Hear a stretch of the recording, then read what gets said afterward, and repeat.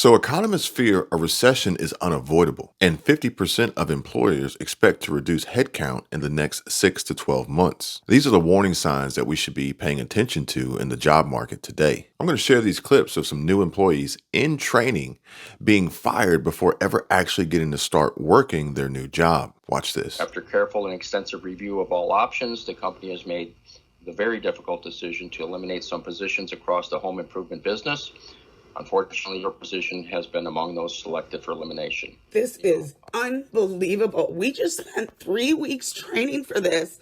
Not getting laid off 4 days into In training just got fired. The whole class just got fired. Elsewhere, the CEO, whatever the hell you want. During training, said our job is no longer a part of their company. The position is no longer. Now, this is just unbelievable, but it is where our economy and ultimately our current presidential administration is driving businesses. They're feeling the squeeze, and climate change is not the answer, nor is sending money, fuel, weapons, troops, and other valuable resources to other countries either. And don't get me started on this Inflation Reduction Act crap. But let me ask you a question.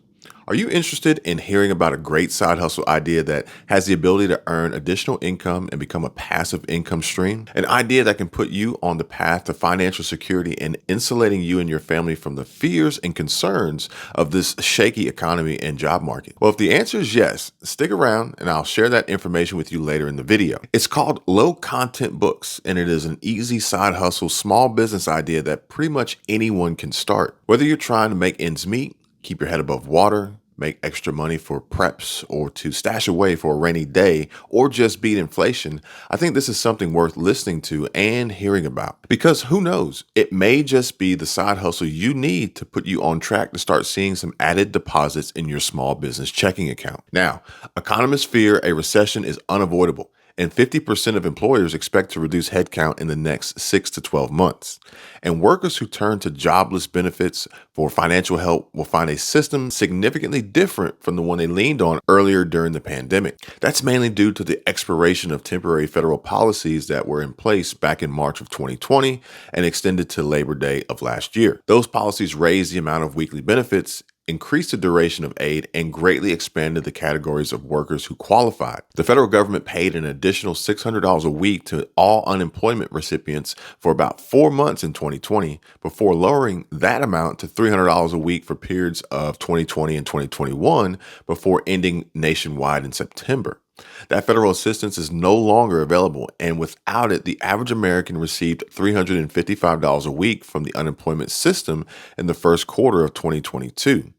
Those benefits on average only replaced about 38% of pre-layoff income. So basically, this time around, if you lose your job and seek unemployment insurance, you should expect even less assistance for an even shorter amount of time. Oh, and don't forget inflation. That's going to make those unemployment checks even less valuable and less useful for paying bills and buying necessities like food and water. The possibility of job loss and unemployment has the potential to hit higher income earners, making them extremely vulnerable and at great risk because unemployment benefits won't even come close to replacing their salaries, especially for folks who earn upwards of $70,000, $90,000, or even $100,000 a year. Now, I want to share an article with you. Fox Business released an article titled, "Higher Income Earners Visit Food Banks and Shop at Walmart as Food Inflation Rises." And food banks and thrift stores across the country are seeing surging demand amid historic inflation. And I just want to share with you some of the key takeaways from this article. And thank you all so much for giving this video a like and subscribing to the channel. I really do appreciate it. If you're new here, my name is Kevin, and I share news updates, insider info from emails and messages I receive from folks out there like you, the actual boots on the ground, as well as life experiences and other information that I think may be helpful and useful to you all and help you get prepared for this crazy economic shift that we are witnessing unfold right in front of our eyes. You may also see my wife with me from time to time. We like to mix it up with couples discussions on topics that affect your money, finances, and budget, like gas and diesel prices, grocery store and food prices, inflation, real estate, and the housing market, and the potential crash, or at the very least, a housing market bubble deflating, and more that I just can't list off the top of my head right now. And I always get asked, how can you find me in search? And if you type my name into search as Kevin in all caps, it should be one of the first channels that shows up. This is probably the easiest way to find me. If I'm not the first channel name that pops up, I should be second or third, right after Meet Kevin or even Fox News or Sky News Australia. And you can also subscribe to the channel and then click the blue bell icon so you get notifications when I upload and release new videos, which is usually pretty frequently. Okay, now let's get into this article. Fox Business released an article titled "Higher Income Earners Visit Food Banks and Shop at Walmart as Food Inflation Rises." And food banks and thrift stores across the country are seeing surging demand amid historic inflation. And there are some very important facts shared that I want you all to pay attention to. The Fox Business article begins by saying, historically high inflation continues to affect Americans in all backgrounds, including high-income individuals and families who have been driven to Walmart, food banks, and thrift stores as a result of the skyrocketing cost of groceries and goods. Now, I want you to remember that they said high-income individuals and families, and that during a call with investors regarding the company's second quarter earning results, Walmart CEO Doug McMillon was asked whether he saw Walmart benefiting in terms of greater market shares as consumers trade down, seeking lower prices to stretch their budgets amid skyrocketing inflation. And consumer prices soared 9.1% in June compared to the year prior, which notched a new 40-year high for inflation after months of rising costs. Inflation slowed in July, with the consumer price index rising 8.5% last month from a year ago, but prices remain near 40-year highs today. And the food insecurity and tightening of family budgets is perhaps nowhere more apparent than at the nation's food banks, where industry leaders told Fox News Digital that middle-class families are becoming a staple in the longest lines that some locations have ever seen.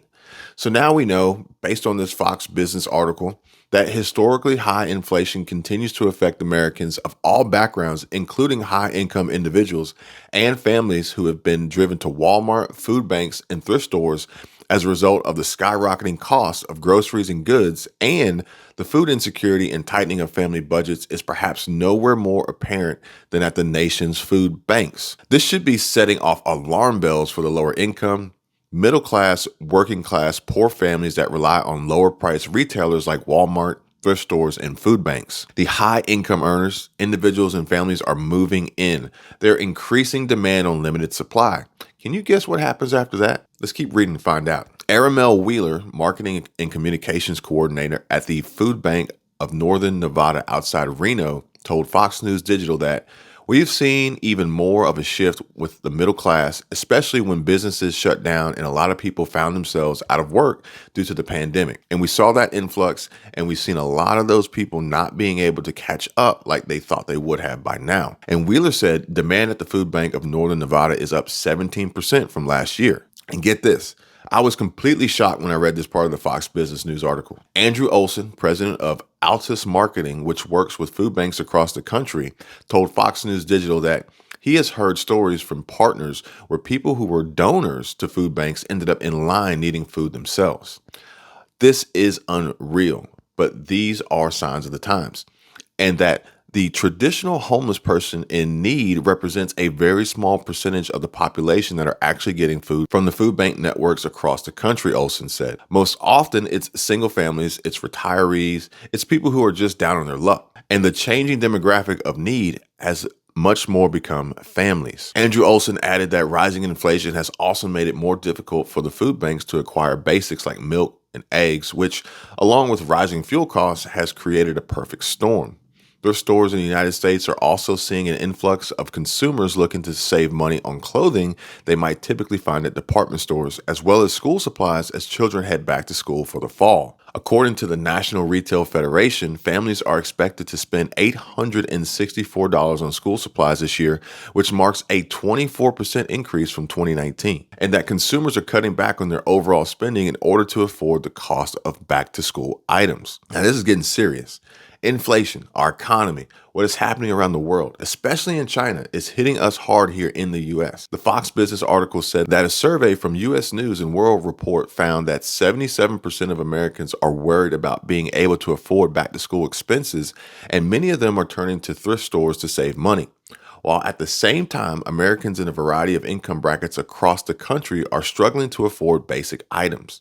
Meanwhile, Democrats in Washington, D.C. are taking a victory lap after passing a massive spending bill they labeled the Inflation Reduction Act, which is anything but. President Biden said that today offers further proof that the soul of America is vibrant, the future of America is bright, and the promise of America is real and just beginning. At the bill signing ceremony, President Biden said the bill will have effects on climate change, prescription drug prices, and cutting the deficit.